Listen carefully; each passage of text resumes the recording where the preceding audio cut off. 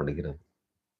Elisha சொல்லுவாரு, ஒருவேளை யூதா ராஜாவாகிய யோசபாத் வரலன்னா நான் உன்னை பார்த்திருக்கவே மாட்டேன், உனக்கும் எனக்கும் என்ன அப்படின்னு சொல்லி கேட்கிறதை நாம் 2 ராஜாக்கள் 3ஆம் அதிகாரத்தில் பார்க்கிறோம். ஆம் தேவ பிள்ளைகளே, அநேக குடும்பங்களை பெண்களுடைய ஜெபத்தினாலதான். ஆமென்.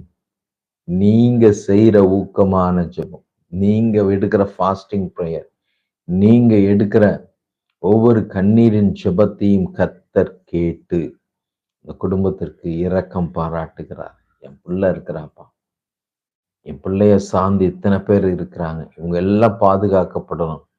எப்படி ஒரு நோவாவை சார்ந்திருந்த குடும்பங்கள் ரட்சிக்கப்பட்டதோ அதே போல் உங்களை சார்ந்து வாழ்கிற எல்லாரும் காப்பாற்றப்படுவார்கள் என்பதில் மாற்றமில்லை. நம்புறீங்களா? விசுவாசிக்கிறீங்களா?